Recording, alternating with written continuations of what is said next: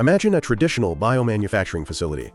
It is a place dominated by giant steel fermenters, rising like monoliths, holding thousands of liters of living slurry. Inside these tanks are trillions of microscopic factories, cells like E. coli or yeast, working in unison. For decades, this has been a gold standard of biotechnology. We harness the living cell to brew our medicines, from insulin to monoclonal antibodies.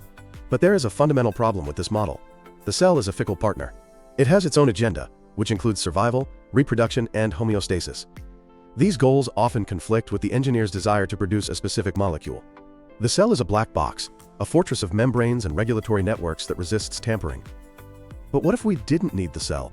What if we could strip away the walls, discard the survival instincts, and keep only the machinery? What if we could liberate the ribosomes, the enzymes, and the DNA, placing them in a simple test tube or a microfluidic chip to do our bidding without the biological noise? This is the dawn of cell-free biomanufacturing. It is not merely an alternative method. It is a fundamental uncoupling of biology from the constraints of life. It is the transition from farming organisms to engineering pure biological machines. We are witnessing a transformation as profound as the shift from steam to electricity. We are no longer just growing medicines. We are brewing them, molecule by molecule, in a soup of pure potential. To understand the magnitude of this shift, we must first dismantle our understanding of traditional biotechnology. For the last half-century, biomanufacturing was synonymous with fermentation. You genetically modified a host organism to carry a plasmid containing the gene for your product. You fed these cells sugar and oxygen, carefully monitored the pH and temperature, and waited. The cell would take in the nutrients, grow, divide, and, as a side hustle, produce your protein. But the cell is selfish. It uses the majority of its energy for its own maintenance, building cell walls, replicating its genome, and fighting off stress. The energy diverted to your product was a metabolic tax the cell paid reluctantly. Furthermore, if your product was toxic to the cell would die or stop producing. If the product required complex folding that the cell's internal environment couldn't support, the product would emerge as useless junk. Cell-free biomanufacturing changes the rules of engagement by removing the life from the equation. The process begins with the harvesting of the cellular machinery. Cells are grown to a high density and then lysed, ripped open. The cell walls and genomic DNA are removed, leaving behind a rich lysate or extract. This extract contains the essential workers: RNA polymerases to read DNA, ribosomes to build proteins, chaperones to fold them, and enzymes to generate energy. Into this soup, engineers add a source of energy, like ATP or creatine phosphate, along with amino acids, nucleotides, and the specific DNA template for the desired product. The result is an open, accessible reaction. There is no cell wall to cross. There is no gene regulation to overcome. If you want to add a non-natural amino acid to make a super stable drug, you just pour it in. If you want to monitor the reaction in real time, you just look. This is biology without the black box. While cell-free systems feel futuristic, their roots are deeply embedded in the history of biochemistry. In 1897, Eduard Buchner ground up yeast cells with sand and filtered the juice. He showed that this dead juice could still ferment sugar into alcohol, proving that vital biological processes were chemical in nature and could occur outside the living entity. This discovery earned him the Nobel Prize and laid the foundation for enzymology. Fast forward to 1961.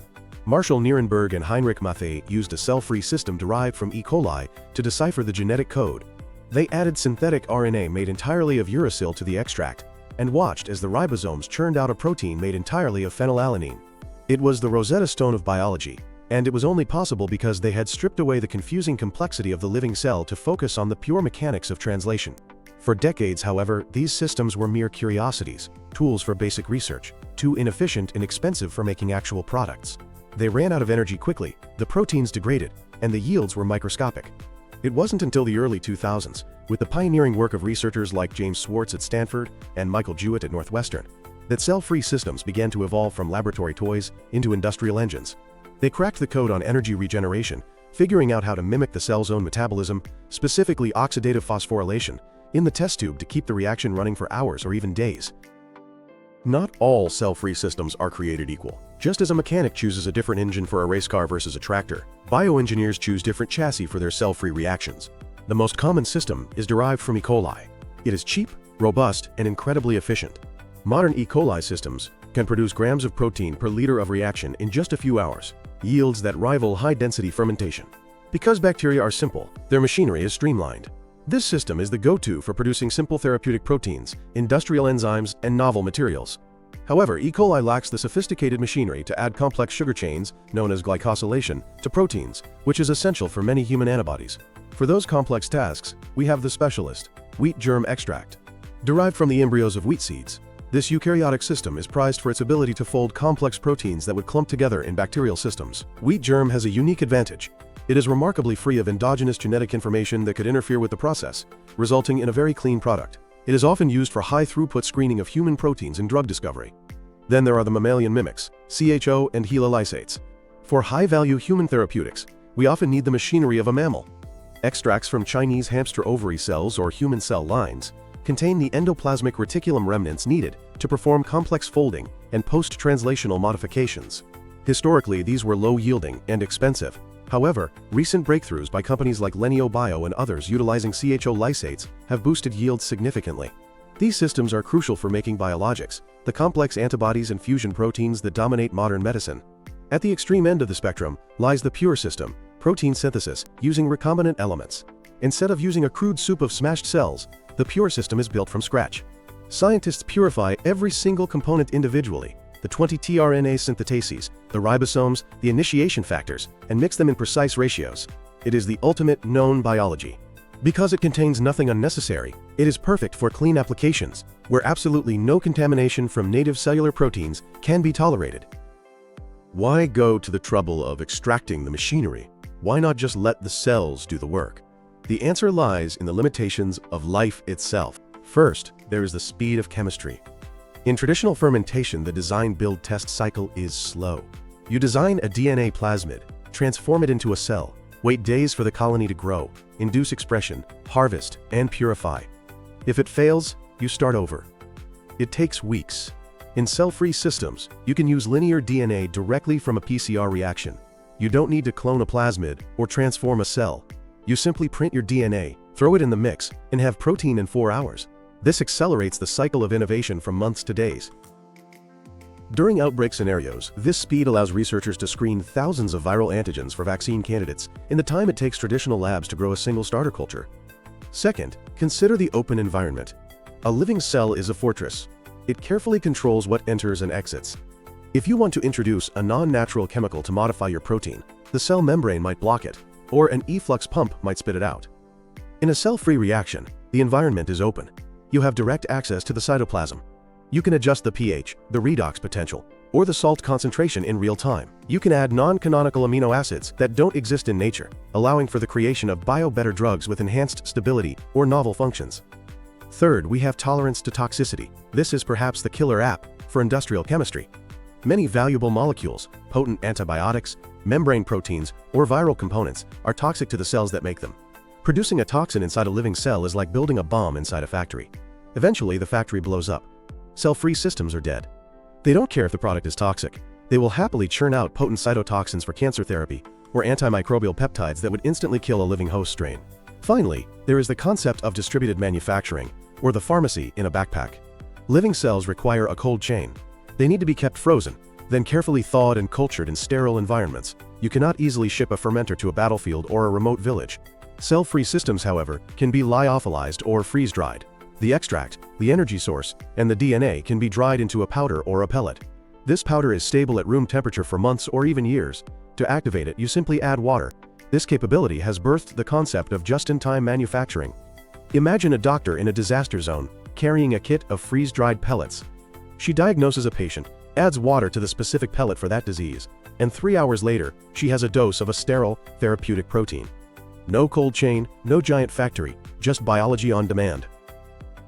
The most immediate impact of this technology is in the pharmaceutical industry. Consider antibody-drug conjugates, or ADCs. These are the sniper rifles of oncology, where a toxic chemical is attached to an antibody that targets a tumor. Making these in living cells is a nightmare. You have to purify the antibody, and then chemically attach the toxin in a messy, inefficient process.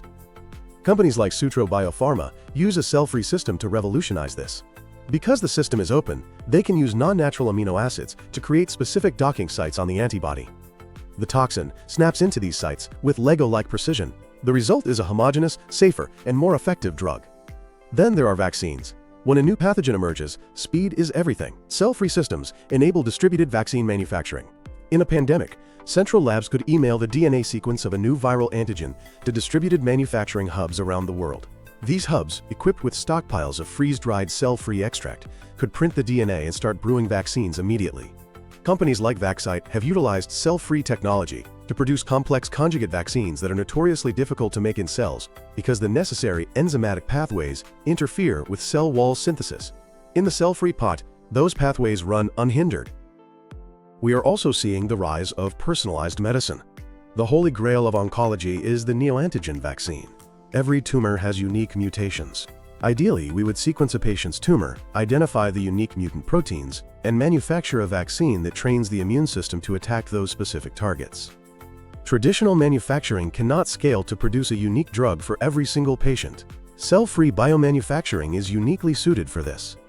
Because the scale can be miniaturized to a few microliters, a single automated machine could run hundreds of different reactions in parallel, producing a personalized vaccine dose for hundreds of patients simultaneously. Beyond medicine, we are witnessing an industrial renaissance. In the bioeconomy, we are trying to replace petroleum-derived plastics and fuels with bio-based alternatives. In living cells, metabolic flux is tightly regulated. If you try to force a cell to turn all its glucose into a biofuel, the cell fights back. Cell-free metabolic engineering eliminates this tug-of-war. Scientists can mix and match enzymes from different organisms into a single pot to create super pathways that don't exist in nature. They can drive the reaction to 100% conversion because there is no biomass to build. Researchers have developed cell-free systems that convert glucose to chemicals like 2,3-butanediol with near-theoretical yields. One of the most charming applications is in education. Synthetic biology has historically been inaccessible to high schools because it requires biosafety cabinets and sterile technique. Enter BioBits. These are freeze-dried cell-free pellets that glow fluorescent green or red when water and a DNA trigger are added. They are safe, shelf-stable, and require no special equipment. A student can hold a tube in their hand, add water, and watch the central dogma of biology happen before their eyes as the tube lights up. This is demystifying biomanufacturing for the next generation. Diagnostics have also been transformed. During outbreaks like Zika and Ebola, cell-free systems provided a solution through paper-based diagnostics. Researchers freeze-dried cell-free extracts onto small slips of paper containing a gene circuit designed to detect viral RNA. If the virus was present in a patient's saliva, it would trigger the circuit, causing the paper to change color. This technology allows for lab-quality molecular diagnostics at a price point of roughly $1 per strip, bringing sophisticated science to the most remote corners of the world. Of course, if cell-free is so perfect, why do we still use cells? The answer has historically been cost and scale. Living cells are incredibly efficient at regenerating ATP. Early cell-free systems required expensive high-energy substrates, making the cost per gram astronomical. However, the development of energized extracts has been a game-changer. By carefully harvesting the cells, researchers preserve the native inverted membrane vesicles containing the electron transport chain. This allows the cell-free reaction to perform oxidative phosphorylation, using oxygen to regenerate ATP just like a living mitochondrion. This has slashed costs, bringing cell-free manufacturing within striking distance of traditional fermentation for mid-value products.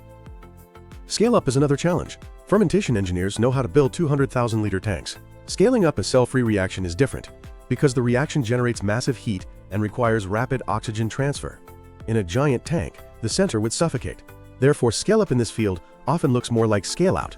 Instead of one giant tank, engineers use continuous flow reactors, long, thin tubes, where reagents flow in one end and product flows out the other.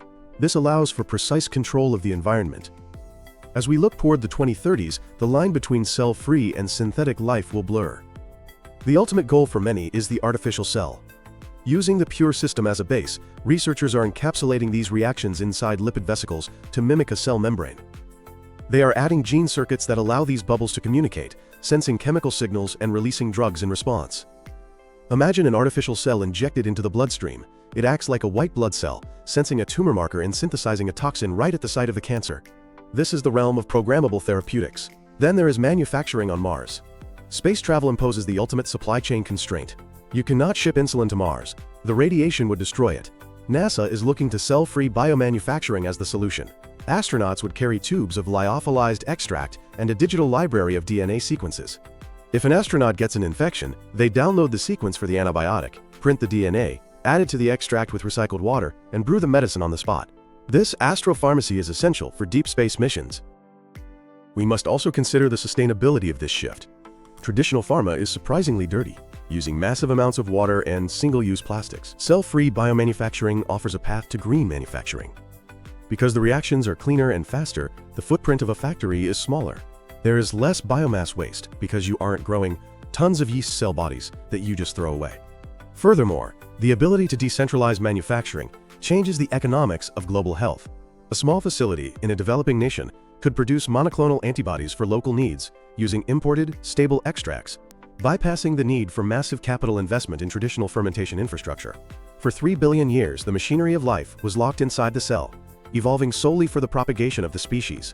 It was a masterpiece of survival, but a nightmare for engineering. Cell-free biomanufacturing is the moment we picked the lock. It is the moment we stopped being farmers of cells and became engineers of biology. By stripping away the complexity of life, we have gained control. We have gained speed. We have gained the ability to design molecules that nature never dared to imagine. From the personalized cancer vaccine brewed in a hospital basement, to the biosensor detecting a pandemic virus on a paper strip, to the potential of brewing medicines on the red plain of Mars, cell-free systems are rewriting the definition of manufacturing. The factories of the future will not be giant steel vats of churning slurry. They will be silent, small, and incredibly precise. They will not be limited by what a cell can survive, but only by what a human mind can design.